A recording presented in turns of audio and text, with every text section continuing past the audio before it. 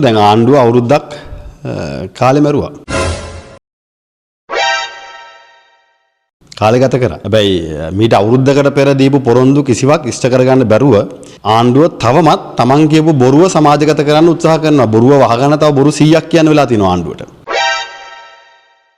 ඒ නිසා දැන් අවුරුද්දක් පිරෙනවා. තාම ජනතාවට වෙච්ච පොරොන්දු නම් ආණ්ඩුව ඉෂ්ට කළා නැහැ. හැබැයි ආණ්ඩුවේ අයගේ හොඳ දේවල් නම් දැන් රටම ලෝකෙම දැනගනිමින් පවතිනවා. ඒක තමයි අපි කිව්වේ ආණ්ඩුවට අන්තිමට කේන්ද්‍රීය ගාන්න වෙන්නේ අපිට නෙවෙයි. ආණ්ඩුව ඉන්න මැති ඇමතුරුන්ට දැන් කේන්ද්‍රීය ගාන්න සිද්ධ වෙලා. දැන් අපිට තියෙන ප්‍රශ්නේ මේ අවුරුදු 76ක සාපේ කාලේ හම්බ කරපුවද එහෙම නැත්නම් මේ අවුරුද්ද ඇතුළත හම්බ කරපුවද? මේ ප්‍රශ්නෙටත් ආණ්ඩුවේ ඉන්න මැති ඇමතුරු උත්තර දෙන්න වෙනවා. ඉතින් ඒ හින්දා දැන් තමන් මාධ්‍යයට ඇවිල්ලා කේන්ද්‍රීය ගාලා හරියන්නේ නැහැ. තමන්ගේ දරුවෝ පෙන්නලා පරම්පරාව ගැන කියලා. මොකද ඔබ ඉස්සර කිව්වේ කතාව නෙවෙයි. ඉස්සර කිව්වේ ඔබ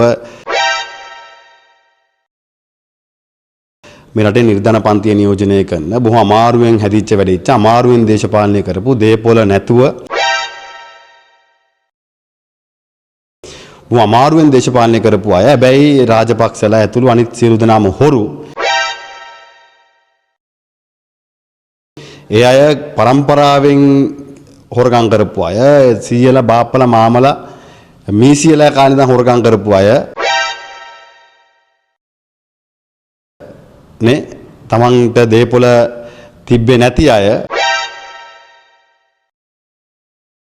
හැබැයි ධනපති පැලැන්ති අය. අපිට දේපොළ නැහැ. හැබැයි පැලැන්තිය ධනපති. ඒ අයට නිර්ධන පැලැන්තිය. හැබැයි දේපොළ තියෙනවා. එක්ක දැන් බොරු කියනවා, එක්ක කලින් බොරු කියලා තියෙනවා.